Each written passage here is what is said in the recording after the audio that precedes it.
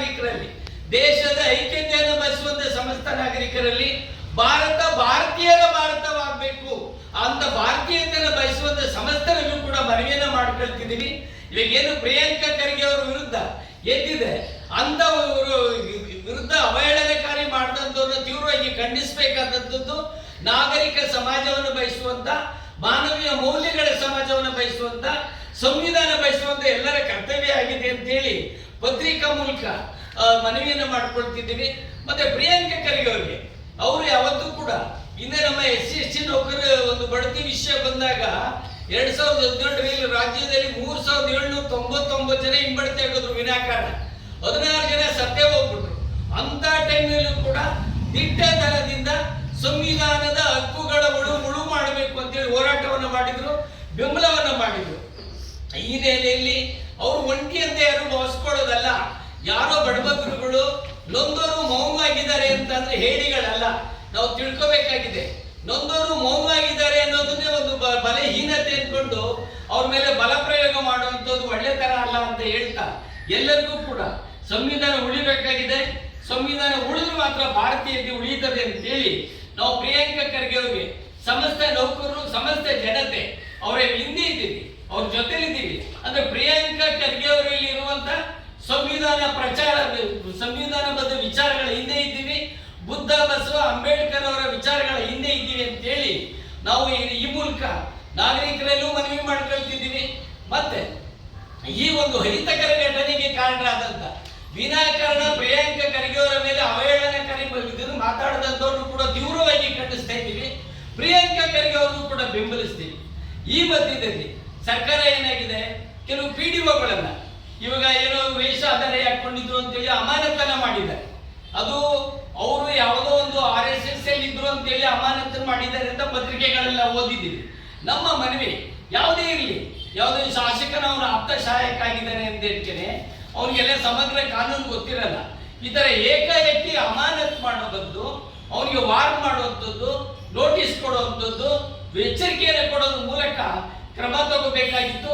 ಮತ್ತೆ ವಿಚಾರಣೆಯನ್ನು ಬಾಕಿ ಇರಿಸಿ ಅವರು ರಾಷ್ಟ್ರ ವಿರೋಧಿ ಚಟುವಟಿಕೆಗಳಲ್ಲಿ ಭಾಗವಹಿಸಿದ್ರೆ, ಜಾತೀಯತೆ ಬೀಜ ಬಿತ್ತುವ ಚಟುವಟಿಕೆಗಳಲ್ಲಿ ಭಾಗವಹಿಸಿದ್ರೆ, ಧರ್ಮಾಂಧತೆ ಬೀಜವನ್ನು ಬಿತ್ತುವುದರಲ್ಲಿ ಭಾಗವಹಿಸಿದ್ರೆ ಕಾನೂನು ಕ್ರಮ ಆಗಲಿ. ಅಮಾನತನ ಮಾಡೋದು ಅಷ್ಟು ಒಳ್ಳೆಯದಲ್ಲ ಅನ್ನೋದು ನಮ್ಮ ಭಾವನೆ ಅಂತ ಹೇಳ್ತಾ, ಇವತ್ತು ಎಲ್ಲರಲ್ಲೂ ಕೂಡ ಒಂದು ಸಾಮಾಜಿಕ ಜವಾಬ್ದಾರಿ ಬರಬೇಕಾಗಿದೆ, ಎಲ್ಲರಲ್ಲೂ ಕೂಡ ಒಂದು ರಾಜಕೀಯ ಪ್ರಜ್ಞೆನ ಬರಬೇಕಾಗಿದೆ. ಯಾಕೆಂದ್ರೆ ಇವತ್ತು ಎಲ್ಲೋ ಒಂದ್ ಕಡೆ ಭಾರತವಾಗಿ ಉಳಿಯುತ್ತಾ ಅನ್ನೋ ಒಂದು ಇದು ಆತಂಕ ಕಾಣಕ್ಕೆ ಸ್ಟಾರ್ಟ್ ಆಗ್ತದೆ.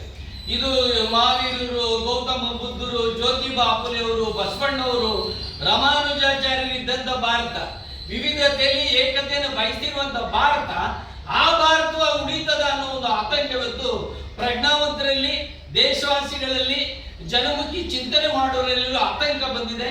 ಈ ಹಿನ್ನೆಲೆಯಲ್ಲಿ ಜನ ಮೌನವಾಗಿರೋದನ್ನ ಬಿಟ್ಟು ಪ್ರತಿಕ್ರಿಯೆಯನ್ನು ಮಾಡಬೇಕಾಗಿದೆ, ಸಂವಿಧಾನಬದ್ಧ ಪ್ರತಿಕ್ರಿಯೆಯನ್ನು ಮಾಡಬೇಕಾಗಿದೆ, ಮಾನವೀಯ ಮೌಲ್ಯಗಳ ಆಧಾರದಲ್ಲಿ ಪ್ರತಿಕ್ರಿಯೆಯನ್ನು ಮಾಡಬೇಕಾಗಿದೆ, ರಾಷ್ಟ್ರದ ಸಮಗ್ರತೆಯನ್ನು ಆಧಾರದಲ್ಲಿ ಮಾಡಬೇಕಾಗಿದೆ, ವೈಜ್ಞಾನಿಕ ವಿಚಾರಗಳ ಆಧಾರದಲ್ಲಿ ಪ್ರತಿಕ್ರಿಯೆಯನ್ನು ಮಾಡೋದನ್ನ ಮಾಡಬೇಕು ಅಂತೇಳಿ ಮನವಿಯನ್ನು ಮಾಡ್ಕೊಳ್ತೀವಿ. ಮತ್ತೆ ಯಾರು ಈ ವಿಚಿತ್ರಕಾರಿ ಶಕ್ತಿಗಳಿಗೆ ಅವ್ರದ್ದು ಯಾವಾಗಲೂ ಕೂಡ ಈಗ ನಡೀತದೆ ಅಂತ ಅನ್ನೋದು ಆತಂಕಕಾರಿ. ಅದು ನಡೆಯಲ್ಲ ಅಂತ ಹೇಳ್ತಾರೆ, ಒಂದಲ್ಲ ಒಂದಿನ ಬದಲಾವಣೆ ಬಂದೇ ಬರುತ್ತೆ. ಯಾವತ್ತೂ ಕೂಡ ಸುಳ್ಳುನೇ ನಿಜ ಅಂತ ನಾವು ಸಾಬೀತು ಮಾಡ್ತಾ ಕೂತ್ಕೊಳ್ಳೋಕ್ಕಾಗಲ್ಲ. ಒಂದಲ್ಲ ಒಂದಿನ ಸತ್ಯ ಯಾವುದು, ಸುಳ್ಳು ಯಾವುದು ಅನ್ನೋದು ಜನರಿಗೂ ಕೂಡ ಈಗಾಗಲೇ ಅರಿವಿದೆ. ಇದು ವಿಜ್ಞಾನ ಈಗ ಅಂತ ಹೇಳ್ತಾ ಮತ್ತೊಮ್ಮೆ ಪ್ರಿಯಾಂಕಾ ಖರ್ಗೆ ಅವರವರಿಗೆ ನಮ್ಮ ಬೆಂಬಲವನ್ನು ವ್ಯಕ್ತಪಡಿಸ್ತಾ, ಮತ್ತೆ ಅದೇ ರೀತಿ ಈ ದುಷ್ಟ ಶಕ್ತಿಗಳಿಗೆ ಧಿಕ್ಕಾರವನ್ನು ಹೇಳ್ತಾ, ಖಂಡನೆಯನ್ನು ಮಾಡ್ತಾ ನನ್ನ ಮಾತನ್ನು ಮುಗಿಸ್ತೀನಿ.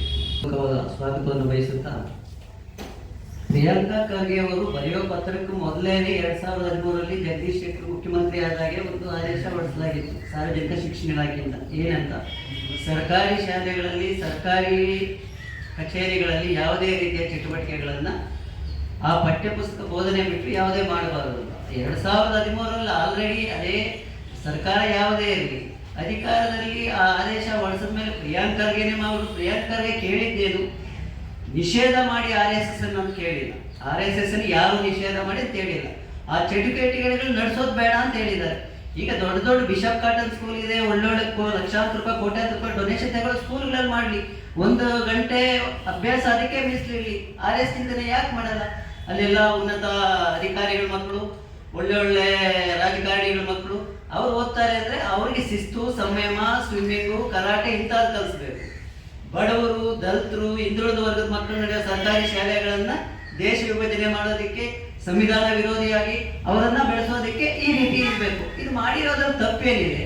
ಏನು ಕಾಣಿಸ್ಬೇಕು? ಆದೇಶ ಯಾವಾಗಾಯ್ತು, ಯಾವ್ದಾಯ್ತು ಅಂತ ಅದೊಂದೇ ಅಲ್ಲ. ಪ್ರಿಯಾಂಕ್ ಖರ್ಗೆ ಅವರು ಇದೊಂದೇ ವಿಷಯಕ್ಕೆ ಬರ್ತಾರೆ, ದಲಿತರ ಪರವಾಗಿರ್ತಾರೆ, RSS ವಿರೋಧ ಇರ್ತಾರೆ ಅಂತಿಲ್ಲ. ಐತಿಹಾಸಿಕ ಮಾಡಿದ್ದಾರೆ. ಗ್ರಾಮೀಣಾಭಿವೃದ್ಧಿ ಮತ್ತು ಪಂಚಾಯತ್ ರಾಜ್ ಇಲಾಖೆಯಲ್ಲಿ ಅವರು ಮಾಡಿರುವ ಐತಿಹಾಸಿಕ ಸಾಧನೆಗಳು ಖಂಡಿತ 1, 2 ಅಲ್ಲ, ಕೆಲವು ಉದಾಹರಣೆಗಳು ಕೊಡ್ತೇನೆ. ಕೌನ್ಸಲಿಂಗ್ ಮೂಲಕ ವರ್ಗಾವಣೆ ಅಂದರೆ ಒಬ್ಬ PDO equal to tahsildar level, ಅಂದರೆ ಅಷ್ಟು ಬಲಾಟ, ಅಷ್ಟು ಶಾಸಕ ಆಪ್ತರು. ಅದನ್ನು ಕೂಡ ಕೇರ್ ಮಾಡಿದಿರ. ಕೌನ್ಸಿಲಿಂಗ್ ಮುಖಾಂತರ ಸಾವಿರಾರು ಜನ ಅಂದರೆ 2800 ಜನನ್ನ ಅವರು ವರ್ಗಾವಣೆ ಮೂಲಕ, ಪಾರದರ್ಶಕ ಮೂಲಕ, ನಿನಗೆ ಯಾವ ಜಾಗ, ಬೆಳಗಾಮಲ್ಲಿ ಇದ್ದವ್ರು ಕೋಲಾರ ಬಂದಿದ್ದಾರೆ, ಕೋಲಾರಲ್ಲಿ ಇದ್ದವ್ರು ಬೆಳಗಾಂ ಬಂದಿದ್ದಾರೆ, ಯಾವುದೇ ಅವ್ಯವಹಾರ ಆಗದಿರ ಪಾರದರ್ಶಕವಾಗಿ ಇದು ಮಾಡಿದ್ದಾರೆ. IT-BT ತಂತ್ರಾಂಶದಲ್ಲಿ ಅವರು ಇಡೀ ಜಗತ್ತಿನಲ್ಲೇ 9ನೇ ಪವರ್ಫುಲ್ ಮಂತ್ರಿಯನ್ನು ಶಬಾಷ್ಗಿರಿ ಕೊಟ್ಕೊಂಡಿದ್ದಾರೆ. ವೈಯಕ್ತಿಕವಾಗಿ ಅವ್ರ ತೇಜೋವಧೆ, ಅವ್ರ ಕುಟುಂಬ ತೇಜೋ